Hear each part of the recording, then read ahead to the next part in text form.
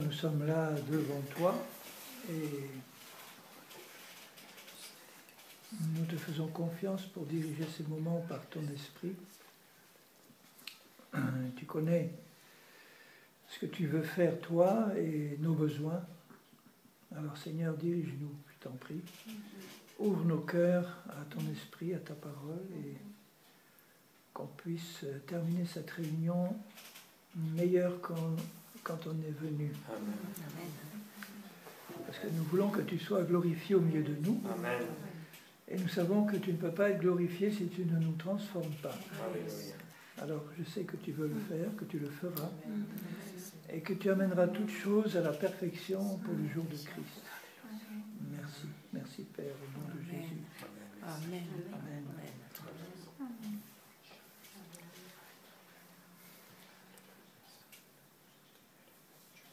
Alors on va partager un moment la parole. Un petit moment. Alors ce soir, j'avais envie de vous parler du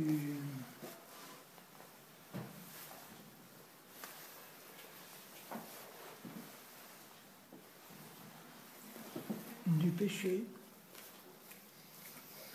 plutôt de la victoire sur le péché, de ce que Christ a fait pour nous permettre d'avoir la victoire sur le péché, et comment marcher avec une conscience libre. Parce que c'est la conscience chargée qui nous rend esclaves. Et Dieu veut nous libérer dans notre conscience et nous rendre légers dans le cœur. Alors je commence à lire un petit passage dans la première épître de Pierre. Première épître de Pierre, au chapitre 1er, verset 1. 1 Pierre 1, 1. Pierre, apôtre de Jésus-Christ, à ceux qui sont étrangers, dispersés dans le Pont, la Galatie, la Cappadoce, l'Asie, la Bithynie, et qui sont élus selon la prescience de Dieu le Père, par la sanctification de l'Esprit, afin qu'ils deviennent obéissants et qu'ils participent à l'aspersion du sang de Jésus-Christ. Que la grâce et la paix vous soient multipliées. Alors, remarquez ce qu'il leur dit là. Il leur dit, à vous qui êtes élus, choisis selon la prescience, ça veut dire la connaissance d'avance. Dieu sait d'avance qui va lui répondre, la prescience de Dieu le Père, élu par la sanctification de l'Esprit,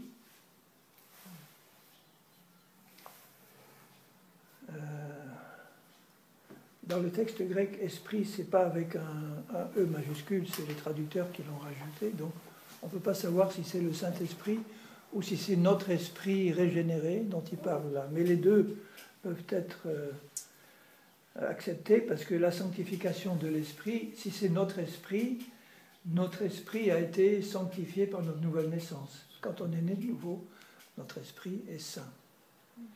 Mais il n'est pas appelé à être sanctifié, puisqu'il est déjà saint. Donc moi je penserais plutôt que ce soit la sanctification pratique conduite par à la fois notre esprit régénéré, on appelle ça marcher par l'esprit, et par le Saint-Esprit qui lui pilote cette sanctification. Le but en tant que chrétien, il nous fait naître de nouveau, maintenant il faut passer par la sanctification. Alors quel est le sens que vous donnez à la sanctification? C'est quoi la sanctification? Transformation. Transformation. De l'être. Tous les fruits de l'esprit. Ouais. Oui, produire le fruit. Oui. Au départ, sanctifier, la traduction littérale, ça veut dire mis à part pour quelque chose ou quelqu'un. Ils employaient le même mot dans les temples païens. Les prêtres païens étaient sanctifiés pour leur idole, pour leur Dieu. C'est-à-dire ils étaient mis à part pour le service de leur Dieu. Au départ, ça veut dire ça. La différence, c'est que nous, on est mis à part pour le service du vrai Dieu, qui est saint. Leur idole, c'était un démon qui les amenait dans l'impureté. Nous, on sert un Dieu qui est saint, donc quand on est mis à part pour quelqu'un qui est saint, on ne peut pas faire autre chose que de nous laisser transformer comme lui, il est. Et la sanctification, c'est un processus donc, qui commence dès le premier jour de la conversion et qui va s'arrêter quand on va être enlevé. Normalement, quand on est enlevé, tout est terminé. Vous le croyez? Amen. Alors, ça veut dire au niveau de la sanctification. Oui. Ça veut dire que au moment de l'enlèvement, il va enlever une épouse, une église qui est son épouse, parfaite, sans ride, ni tache, ni rien de semblable. C'est ce qu'il dit. Hein. Alors, vous pensez qu'il va vous y conduire? Vous êtes sûr? Oui. Amen. Sûr? Sûr. Je pose la question parce qu'il y en a qui ne sont pas tout à fait sûrs et qui s'inquiètent, qui se disent « Quand je vois le temps que ça a mis depuis ma conversion pour arriver où je suis maintenant, où je vois tout ce qu'il y a à faire encore, alors il y en a qui me disent je suis un peu inquiet quand même, parce que est-ce que vraiment ça va être parfaitement fini, comme tu le dis, à 100%? Vous vous rappelez ce qu'il dit dans... Je vais revenir à Pierre, hein, mais dans la première aux Thessaloniciens, Paul dit, au chapitre 5, première aux Thessaloniciens, au verset 23,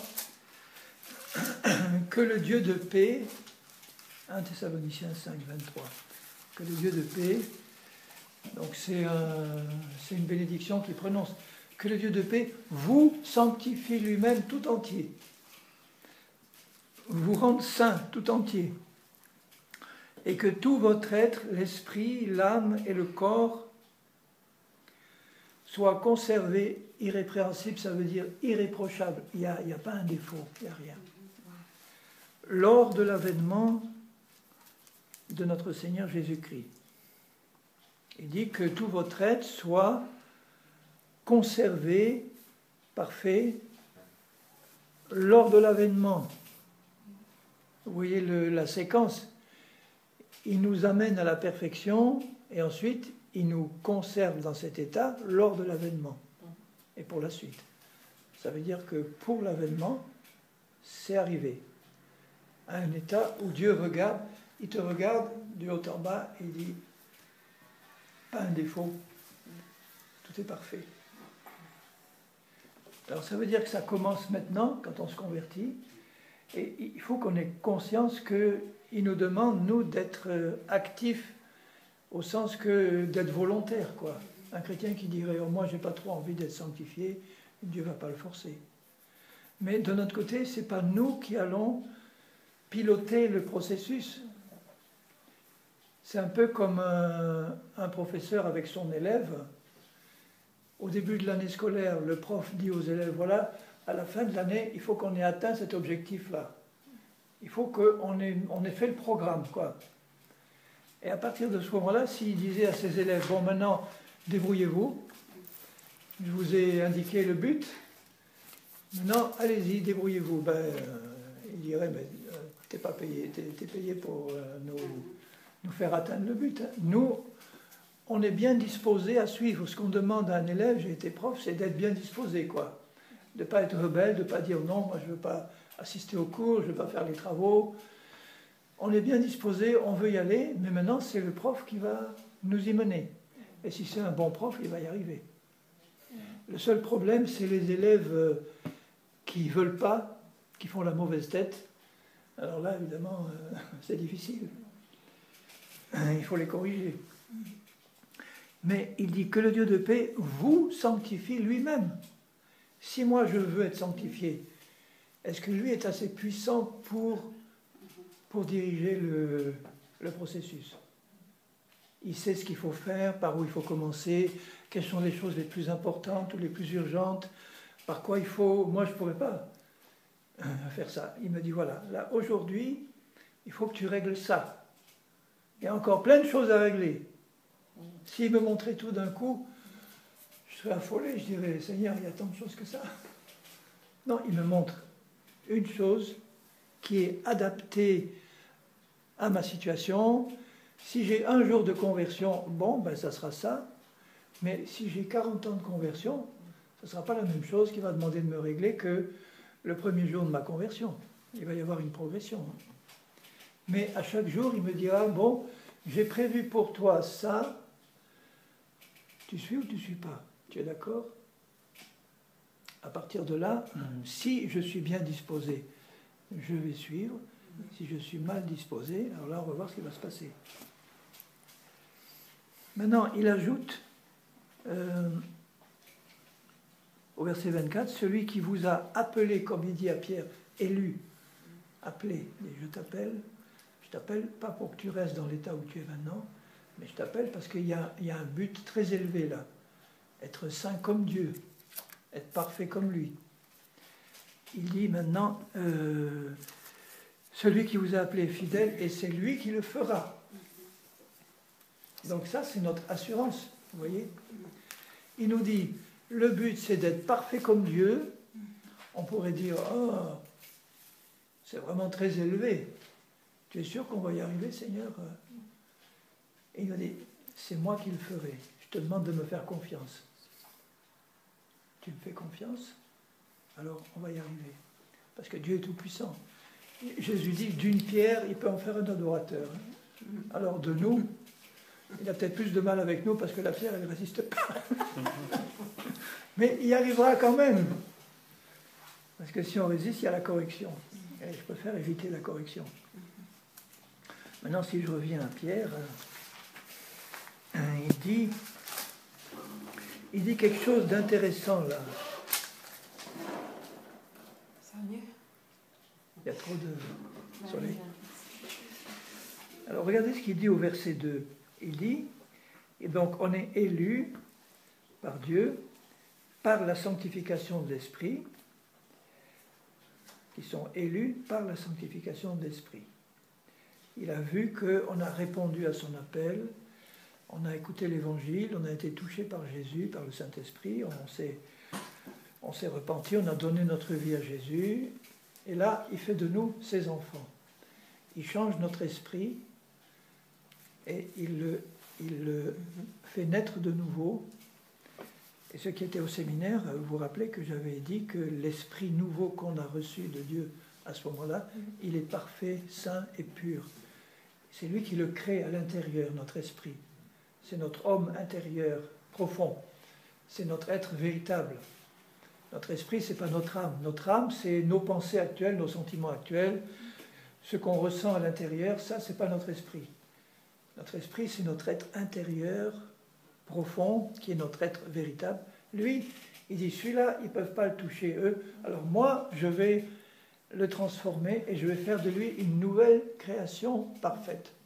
Le problème, c'est qu'au début de notre conversion, on ne le sait pas, on ne s'en rend pas compte, on sent vaguement qu'il y a quelque chose qui a été changé dedans, mais le jour de ma conversion, de ma nouvelle naissance, j'avais aucune idée qu'à l'intérieur, j'étais un homme absolument pur et parfait, créé par Dieu.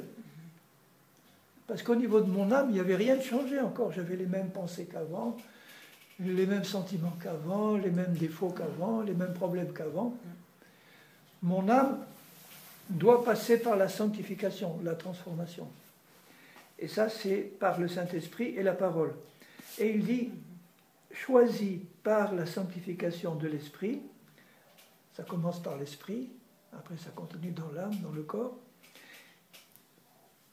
pour qu'ils deviennent obéissants. Vous voyez, il ne dit pas qu'il nous sanctifie parce qu'on est obéissant, mais pour qu'ils deviennent obéissants. Parce que justement, comme on a besoin d'être sanctifié au départ, celui qui n'est pas sanctifié, il est encore charnel, il a encore des mauvaises habitudes du passé, et dans le passé, ce qui nous contrôlait, c'était la rébellion, la désobéissance. On était fils du diable, et le diable c'est un rebelle dès le début. On était contaminé par cet esprit de rébellion, Et il faut qu'on apprenne à devenir obéissant. Et plus on est sanctifié, plus on devient obéissant. Au début, on ne l'est pas. On est charnel. Et le chrétien charnel, c'est pas un modèle d'obéissance. Donc c'est ça qu'il faut qu'on comprenne. Qu'on est charnel au début. On va l'être jusqu'au bout. De moins en moins. Donc, à mesure qu'on est sanctifié, la maturité grandit, on devient de plus en plus spirituel, c'est-à-dire vraiment contrôlé par l'esprit. Notre vraie nature spirituelle sort de plus en plus, se manifeste.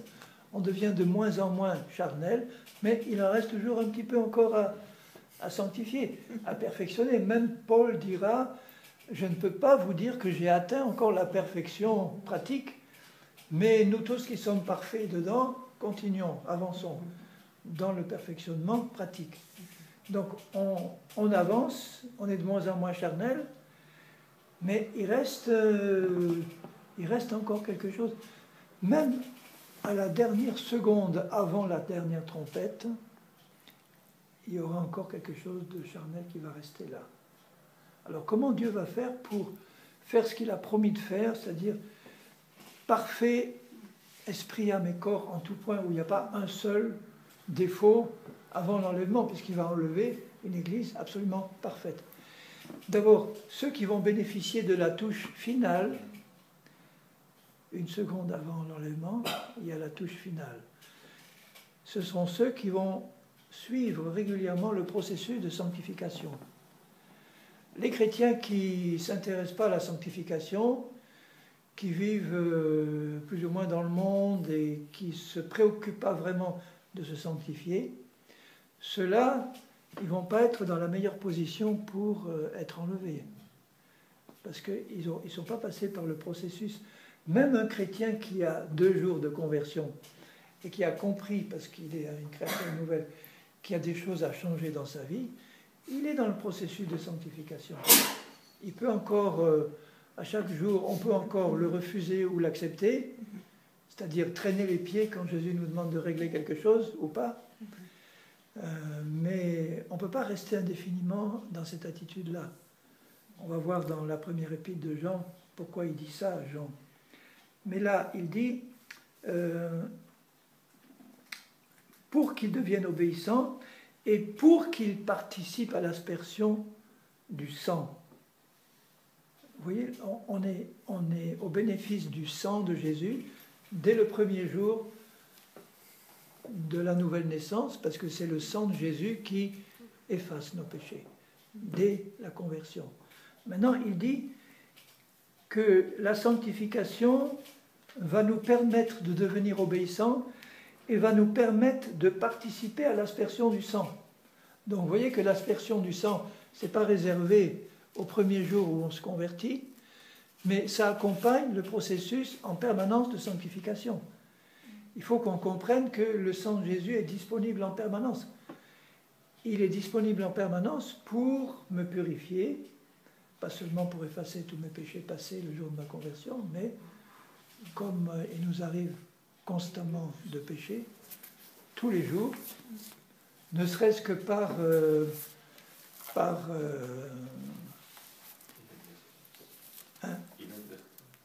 oui, ou inadvertance, ou bien par omission. Voilà, merci. Tu es mon aide. Omission, ça veut dire que je devrais faire des choses que je ne fais pas. C'est aussi un péché, ça, pour Dieu. Après, il y a des choses que je fais, je le sais, c'est un péché. Mais les choses que je ne sais pas, ou les péchés que je ne sais pas, ou les choses que je devrais faire que je ne fais pas et que je n'en sais rien, ça, c'est Dieu qui a la responsabilité petit à petit de m'éclairer là-dessus. Ma part, c'est de faire les choses dont je suis conscient et qui me demandent de régler maintenant. Donc, j'aurai besoin de participer à l'aspersion du sang tous les jours, en permanence. Et ce qui doit nous faire du bien, c'est que le sang de Jésus a été versé il y a 2000 ans, mais il est efficace en permanence, 24 heures sur 24, pour nous purifier de toute iniquité en permanence. Alors tout de suite après, il dit au verset 3, « Bon, que la grâce et la paix vous soient multipliées, c'est sûr, c'est ça qu'il veut, hein, nous remplir de sa grâce et de sa paix. Béni soit Dieu, le Père de notre Seigneur Jésus-Christ, qui, selon sa grande miséricorde, nous a régénérés, il a fait de nous ses enfants, pour une espérance vivante, par la résurrection de Jésus-Christ d'entre les morts, pour un héritage qui ne se peut ni corrompre, ni souiller, ni flétrir, lequel vous est réservé dans les cieux, à vous qui, par la puissance de Dieu, êtes gardés par la foi pour le salut, prêt à être révélé dans les derniers temps. On l'a dès le départ, le salut, mais il va être pleinement révélé à la fin, dans les derniers temps. Alors, qu'est-ce qui va se passer à la dernière seconde? Avant que la trompette sonne, Paul nous dit que la trompette sonnera et nous serons transformés en un clin d'œil. Notre corps corruptible deviendra incorruptible et la mort sera engloutie dans la victoire. Ça veut dire que notre corps actuel, là, ceux qui seront vivants pour l'enlèvement, c'est-à-dire peut-être nous tous ici, ceux qui seront vivants pour l'enlèvement, juste avant de monter, ils vont sentir dans leur corps une transformation instantanée en une seconde. Et cette transformation, c'est que le corps, il est corruptible parce que dans mon corps, il y a une puissance de péché qui s'appelle la chair, c'est la chair qui me rend charnel, une puissance de péché qui me pousse à pécher ou à me comporter de manière charnelle. Donc même quand je vais passer par la sanctification, même avant l'enlèvement, il va encore rester, comme Paul disait, je ne suis pas encore parvenu à la perfection totale. Et il faut qu'on soit parvenu à la perfection totale avant de monter. Donc là, le Seigneur, il règle les choses en une seconde. Il va prendre dans mon corps mortel la chair, la puissance de péché qui y habite, et il va l'enlever, l'arracher. Et du coup, mon corps va instantanément devenir immortel, et il n'y aura plus rien de charnel en moi. Alors que ce soit le chrétien qui a 2 jours de conversion ou celui qui a 50 ans de conversion, ils n'auront pas atteint pratiquement le même état de sanctification, mais Dieu, lui, les mettra exactement au même niveau, juste avant de monter. Et ils auront pu recevoir cette touche finale parce que dans le temps où ils ont passé leur vie chrétienne, que ce soit 2 jours, 1 mois, 6 mois ou 40 ans, dans ce temps-là, ils ont eu à cœur de laisser Dieu les sanctifier. Oui, c'est ça. Et normalement, dès le premier jour de ma conversion, ça doit être le cas. Qu'est-ce qui se passe quand on devient né de nouveau? On a un esprit nouveau dans lequel le Saint-Esprit vient résider. Après, il nous demande d'être rempli de l'Esprit. Et il faut le recevoir, le baptême de l'Esprit. Recevoir au sens l'accepter volontairement, c'est-à-dire parler à Dieu et de lui dire « Seigneur, je veux être rempli de ton Esprit, je reçois consciemment ton Esprit parce que je le désire, pour qu'il remplisse tout mon être. » À ce moment-là, on a en nous le Père, le Fils et le Saint-Esprit qui vont nous diriger dans la sanctification. Et si je fais quelque chose qui n'est pas correct ou qui ne correspond pas à la volonté de Dieu, tout de suite, l'Esprit de Dieu qui est dedans me parle. Je me sens mal à l'aise. Alors que quand j'étais pécheur, tranquille, aller en enfer tranquillement, quand j'étais pécheur, je péchais, mais je n'étais pas mal à l'aise. Là, la différence, un chrétien né de nouveau, il y a quelque chose immédiatement, il y a l'action du Saint-Esprit qui me pousse à la repentance, qui veut me montrer que j'ai mal fait. Donc je vais être mal à l'aise, et Dieu veut que je règle ça tout de suite. Et là, il faut appliquer à ce moment-là ce qui est dit dans la première épître de Jean. Première épître de Jean, chapitre 1.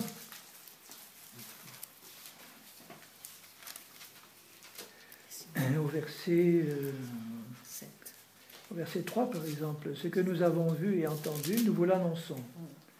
Alors, ce qu'ils ont vu et entendu, c'est Jésus, évidemment, ils l'ont touché, ils l'ont vu, nous vous l'annonçons, à vous aussi, afin que vous aussi vous soyez en communion avec nous. Alors il dit, voilà, je vais vous annoncer quelque chose qui va nous permettre d'être en communion. On ne peut pas être en communion si on est dans le péché, ou si on est charnel, on aura une communion imparfaite. Deux chrétiens qui sont nés de nouveau doivent avoir, même s'ils sont très charnels, un début de communion, sinon ils ne seraient pas nés de nouveau. Mais le problème, c'est que la chair empêche cette communion d'être profonde. Et plus on devient spirituel, plus on mûrit, plus notre communion grandit. Plus on se sanctifie, plus la communion grandit aussi, entre Dieu et moi et entre nous, parce qu'on se sanctifie. Donc là, le but, c'est qu'on soit en communion, que ce soit au niveau du couple, au niveau de l'Église. La communion, c'est d'être en union commune d'esprit, on le sait, et on jouit du fait que dans l'esprit, on sait qu'on est unis par le Saint-Esprit et on a les mêmes aspirations, les mêmes goûts, les mêmes désirs, et ça nous met dans la joie. Il veut qu'on soit en communion. Si on n'est pas en communion, c'est qu'il y a le péché quelque part, ou la chair qui s'en mêle trop. Et c'est pour ça qu'il veut nous sanctifier. Or, notre communion est avec le Père et avec son Fils Jésus. D'abord, vous voyez, d'abord. Prenez l'exemple d'un couple qui ne s'entend pas, de chrétiens, ils ne s'entendent pas, ils sont charnels donc. Ça discute, ça bagarre, plus ou moins. C'est dans tous les couples, sauf le nôtre. Mais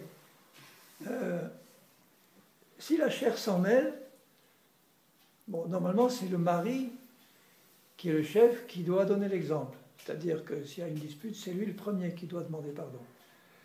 Mais s'il est charnel, il va dire à sa femme, maintenant à toi de demander pardon.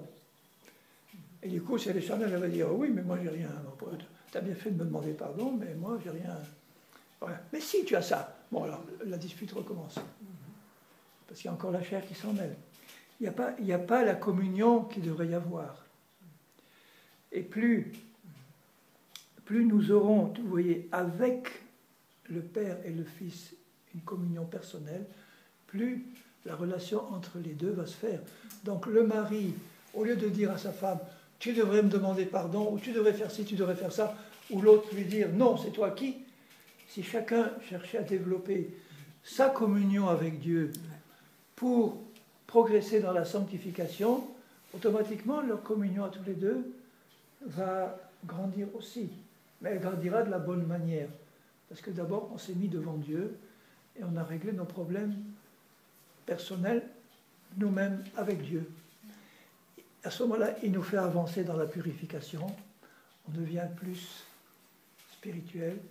Et là, je suis en mesure d'avoir une meilleure relation avec ma femme ou mes frères et sœurs, ou les autres. Et nous écrivons ces choses afin que votre joie soit parfaite. Le royaume de Dieu, c'est la justice, la joie et la paix. Ça commence par la justice. Ça veut dire, la justice, c'est... Enfin, c'est intéressant parce que le mot « juste » en grec, ça veut dire en fait « acquitter ». Dieu t'a acquitté, tu étais devant le tribunal, il y a un avocat qui est intervenu, il a payé pour toi en fait, et Dieu dit « bon, ok, tu es acquitté, il n'y a plus de condamnation qui pèse sur toi, tu es libre, tu es libéré parce que Jésus a payé ». Alors, la nouvelle au verset 5 que nous avons apprise de lui et que nous vous annonçons, c'est que Dieu est lumière et il n'y a point en lui de ténèbres. Alors, la sanctification consiste à faire grandir la lumière et diminuer les ténèbres. Si nous disons que nous sommes en communion avec lui et que nous marchions en même temps dans les ténèbres, nous mentons et nous ne pratiquons pas la vérité. On n'est pas honnête. Au moment où on marche dans les ténèbres, c'est le moment où soit on pêche, ou soit on manifeste quelque chose de charnel. Là, c'est les ténèbres qui se manifestent. Et si à ce moment-là, je dis, eh ben, je suis en communion avec Dieu, là, on est menteur. On ne peut pas être en communion avec Dieu quand on marche dans les ténèbres parce qu'il est lumière. Ça veut dire qu'on n'a pas écouté la voix du Saint-Esprit qui nous montrait qu'il y avait des ténèbres là et qu'on a besoin de le reconnaître devant Dieu ou devant les autres. Mais si nous marchons dans la lumière, comme il est lui-même dans la lumière, nous sommes mutuellement en communion et le sang de Jésus-Christ, son Fils, nous purifie de tout péché. Et le verbe purifie, le temps grec, c'est un temps qui n'existe pas en français, c'est le présent permanent. Nous, quand on emploie le présent, c'est le présent maintenant, quoi. Alors qu'en grec, le présent permanent, c'est un temps, le grec est plus subtil que le français, c'est un présent qui dure tout le temps. Ça veut dire que le sang de Jésus nous purifie en permanence, comme si tu étais sous une douche permanente. Il coule en permanence pour nous purifier. Mais pour qu'on reçoive la purification, il faut qu'on ferme le parapluie qui nous empêche de recevoir l'aspersion du sang. Et fermer le parapluie, c'est reconnaître notre péché. C'est pas ouvrir le parapluie en disant non, j'ai pas péché, non, tout va bien, alors que le Saint-Esprit nous montre que si. Et d'ailleurs, il dit tout de suite après, si nous disons que nous n'avons pas de péché, alors qu'on est dans les ténèbres, nous nous séduisons nous-mêmes et la vérité n'est pas en nous. Et si nous confessons nos péchés, ça veut dire si je reconnais, ok, d'accord, je reconnais. Ça peut être simplement un coup d'œil vers le Seigneur, et puis on ouvre le cœur et même sans parole, je reconnais, Seigneur, oui, je reconnais. C'est pas forcément le fait de dire Seigneur, je te demande pardon pour ci, pour ça. J'ouvre mon cœur, je tourne vers Dieu, je dis Seigneur, ok. Il a compris. Hein. C'est comme un gamin qui fait une bêtise et puis qui arrive comme ça avec une tête de chien battu. Bon, la maman, elle a compris qu'il regrette. Même s'il ne dit pas je te demande pardon, il a reconnu dans son cœur et Dieu le voit. Alors, si nous confessons nos péchés, il est fidèle et juste pour nous les pardonner et pour nous purifier de toute iniquité, parce que le sang de Jésus coule en permanence. Et ce serait dommage de ne pas en profiter. Vous voyez qu'on se repente ou pas, le sang coule. Mais on ne peut en profiter que si on se repent. Sinon, il coule à côté et il se perd. C'est dommage.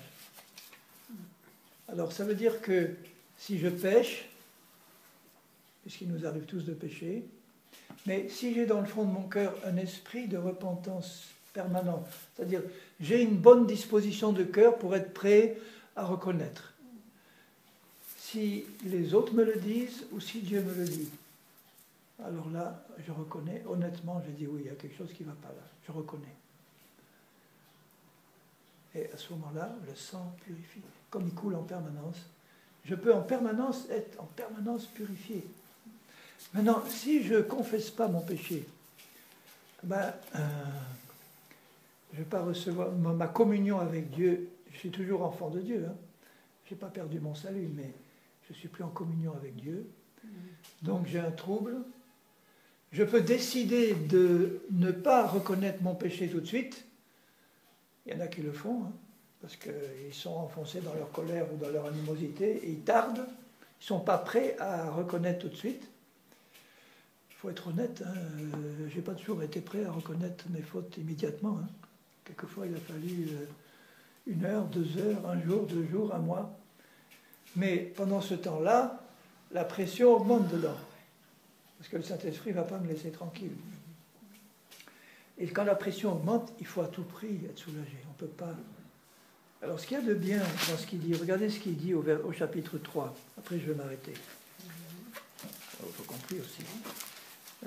Il dit au chapitre 3 et au verset 4, quiconque pêche, transgresse, donc c'est la désobéissance à la loi, à la parole de Dieu, le péché et la transgression de la loi. Or, vous le savez, Jésus est apparu pour ôter les péchés, et il n'y a pas en lui de péché. quiconque demeure en lui ne pêche pas. C'est toujours le même présent permanent du grec. Ça veut dire que celui qui est né de nouveau, il ne pratique pas indéfiniment le péché en y restant tout le temps. C'est pas possible, sinon il n'est pas né de nouveau. Un chrétien qui est né de nouveau, il peut pécher, il peut même rester un certain temps dans le péché, mais pas indéfiniment, c'est pas possible. Parce que justement, il est enfant de Dieu, et il est soumis à la pression dedans, et cette pression doit, à un moment donné, le convaincre. Il dit, quiconque demeure en lui ne pêche pas. Quiconque pêche, alors au sens présent, tu vois, permanent, quiconque pratique constamment le péché, au verset 8, est du diable. Car le diable pêche, alors lui aussi, présent permanent, dès le commencement. Le Fils de Dieu apparut afin de détruire les œuvres du diable. Quiconque est né de Dieu ne pratique pas le péché.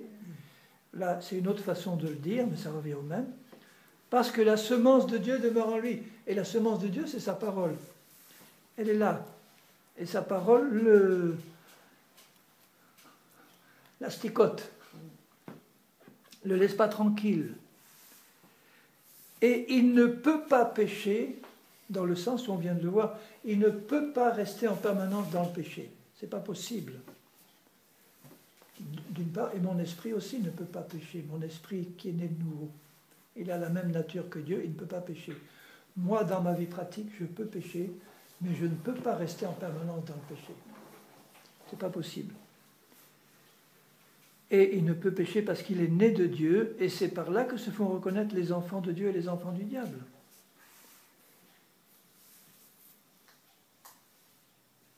Donc ça doit nous rassurer en un sens, le fait de savoir que si on est enfant de Dieu, on ne peut pas pratiquer en permanence le péché. Il y a une pression du Saint-Esprit qui nous pousse à la repentance. Et si on ne cède pas à la pression, eh bien le dernier recours de Dieu, c'est ce qu'il dit, et je vais m'arrêter là, promis cette fois, dans Hébreux 12, hein.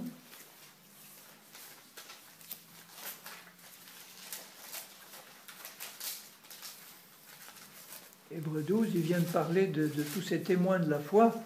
Il dit, nous donc aussi, puisqu'on est environné d'une si grande nuée de témoins, rejetons tout fardeau, rejetons sur Jésus, hein, déchargez-vous sur lui, et le péché qui nous enveloppe si facilement, bon, il ne faut pas se faire d'illusions, hein, il nous enveloppe vraiment facilement. Rejetons tout ça sur Jésus et courons avec persévérance dans la carrière qui nous est ouverte. C'est ça qu'il nous demande de faire. T'occupe pas du passé, cours vers le but, les yeux sur Jésus, et fais-lui confiance pour qu'il guide ta sanctification. Ayant les regards sur Jésus, le chef et le consommateur de la foi, celui qui la donne et qui l'amène à la perfection, qui, en vue de la joie qui lui était réservée, a souffert la croix. Alors maintenant, il dit un peu plus loin, au verset 5, hein, au verset 4, ça vous permet de voir le contexte, vous n'avez pas encore résisté jusqu'au sang en luttant contre le péché. Ça peut arriver pour nous. Le Seigneur nous demande de repentir, on ne veut pas, on attend, on traîne. Il insiste, la pression augmente, on ne veut pas, on traîne. Il y a encore trop d'orgueil, trop de chair. Alors, bon, il insiste, il est patient, hein. Il augmente la pression, on ne veut pas. Bon, alors le verset 5, vous avez oublié l'exhortation qui vous est adressée. Ça veut dire que si tu ne veux pas résister au péché en le confessant, sois certain que tu vas te ramasser une bonne correction et ça te fera du bien. Et là, tu vas finir par comprendre qu'il vaut mieux être mieux disposé envers Dieu, c'est-à-dire nous corriger nous-mêmes avant que lui nous corrige. Nous repentir avant que lui nous pousse à le faire. Et il dit, au verset 6, le Seigneur châtie celui qu'il aime. C'est la preuve qu'on est ses enfants. Et quelquefois, le châtiment, ça fait très mal. Ça fait très mal. Mais merci Seigneur, parce qu'il dit au verset 10, nos pères nous châtiaient pour peu de jours, comme ils le trouvaient bon, mais Dieu nous châtie pour notre bien, afin que nous participions à sa sainteté, ça veut dire afin qu'on arrive au but avec lui. Alors si on est bien disposé, ok, ça va avancer plus vite. Si on est mal disposé, vous en faites pas, vous arriverez quand même, mais vous allez au passage. Alors, il vaut mieux apprendre à éviter les corrections. Dieu nous châtie pour notre bien afin que nous participions à sa sainteté. Il est vrai que tout châtiment semble d'abord un sujet de tristesse. Une bonne fessée, ça fait mal, mais il la faut. Et non de joie, mais il produit plus tard, mais quand même ça va arriver, pour ceux qui ont été ainsi exercés, un fruit paisible de justice. Voilà, et on va y arriver. Alors le choix c'est quoi? Y arriver tout couturé ou cabossé, ou y arriver. Mais soyez certains qu'on va y arriver, parce qu'on est ses enfants. Je ne crois pas qu'on peut perdre son salut comme ça, comme on perd un temps. Le seul moyen de perdre le salut, ça serait de renier volontairement Dieu, définitivement et volontairement, comme il dit, si nous le renions, il nous reniera, mais je ne vois pas comment on peut renier comme ça Dieu quand on l'a connu. Il faudrait vraiment avoir rétrogradé, avoir endurci son cœur. Et autrement, on a notre salut, on le garde. Moi, j'ai aucune crainte de perdre mon salut. Voilà, est-ce qu'il y a des questions sur ce que j'ai dit? Est-ce que j'étais clair?